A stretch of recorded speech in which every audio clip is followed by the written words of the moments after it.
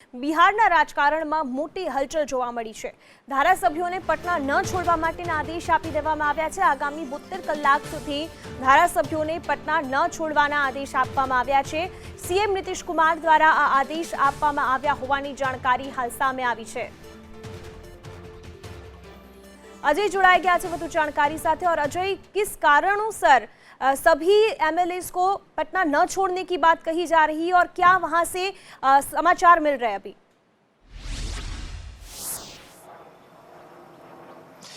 देखिए, बिहार सरकार को लेकर के दो तरह के कयास बहुत लंबे समय से चल रहे हैं। आपको याद होगा कि इससे पहले भी भारतीय जनता पार्टी और जेडीयू के नेताओं के बीच काफ़ी नोकझोंक हुई थी और स्टेटमेंट एक दूसरे के खिलाफ दिए गए थे, जिसमें ये भी कहा जा रहा था कि नीतीश कुमार जल्द ही सीट छोड़ सकते हैं, जबकि जेडीयू की तरफ से इस बात का खंडन किया गया था कि नीतीश कुमार कभी भी चीफ मिनिस्टर पद का अपने रहते हुए छोड़ेंगे नहीं, उनकी सरकार पूरे तौर पर चलेगी।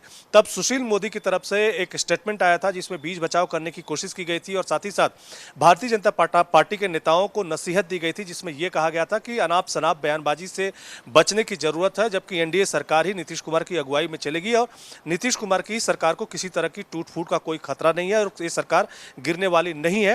और साथ ही साथ उन्होंने आरजेडी के ऊपर हमला किया था कि आरजेडी की तरफ से यह जानबूझ के अफवाह फैलाई जाती है कि बीजेपी और जेडीयू का जो गठबंधन है वो बिहार में टूट जाएगा। लेकिन इधर भी जब से लालू यादव छूट के आए हुए हैं, तब से ये लगातार खबरें या कयासों का दौर चल रहा है कि लालू यादव का बर्थडे जो कि 11 जून को पड़ता है, उससे पहले ही नीतीश कुमार की जो सरकार है या एनडीए की जो सरकार है उसमें फूट देखने को मिलेगी। हो सकता है कि आने वाले समय में आरजेडी और जेडीयू की सरकार बनती हुई दिखाई दे।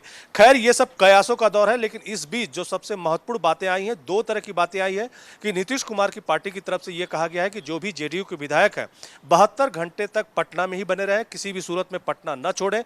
इस बीच नीतीश कुमार की तरफ से एक इंपॉर्टेंट बैठक भी की जाने वाली है, जबकि 27 तारीख को जातिगत जनगणना को लेकर के एक बैठक होने वाली है, जिसमें सभी पार्टियां आपस में बैठ करके जातिगत जनगणना बिहार में कराई जाए और उसको लेकर के एक बैठक करने जा रहे हैं। जबकि आरजेडी, जेडीयू और कई अन्य छोटे दल जातिगत जनगणना के पक्ष में है और कई बार ऐसा हुआ है कि इस मुद्दे को लेकर के जेडीयू और आरजेडी दोनों एक साथ आए हैं। और साथ ही साथ इसके पहले जब ईद का मौका था तो जो पार्टी दी गई थी ईद की, उसमें जेडीयू की तरफ से जब पार्टी दी गई थी तो आरजेडी के लोग आए हुए थे। जब आरजेडी की पार्टी की तरफ से पार्टी दी गई थी तब जेडीयू को लेकर लोग आए थे। तेजस्वी और नीतीश एक जगह पे एक सुर में दिखाई दिए थे, जातिगत जनगणना से लेकर के तमाम सारे मुद्दों को लेकर के। इधर भी जब लालू यादव के परिवार के ऊपर रेलवे के घोटाले को लेकर के जब छापेमारी हुई थी, तब भी कहीं न कहीं जेडीयू के कई सारे लीडर लगातार समर्थन करते हुए दिखाई दे रहे हैं, हालांकि दबी जुबान में।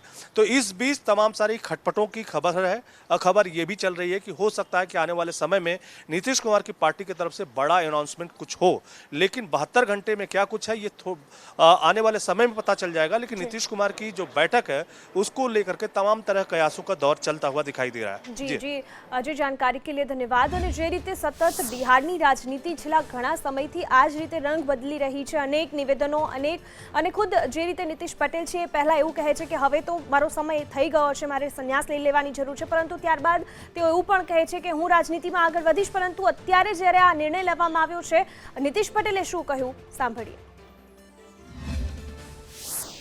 इस बार सभी पार्टियों की बैठक करके और तब इसका निर्णय लेकर के कैबिनेट के माध्यम से इसको स्वीकृत करके इस पर काम शुरू किया जाएगा, यही उसका तरीका है। तो उसी के लिए ये बात हो रही है और सभी दल के लोगों के साथ चर्चा हो रही है। तो उसकी मीटिंग हो जाए तो बहुत अच्छा रहेगा। एक बार मीटिंग हो जाएगा, तब मीटिंग हो जाने के बाद सबकी राय हो जाएगी कि कैसे और खूब अच्छे ढंग से किया जाए।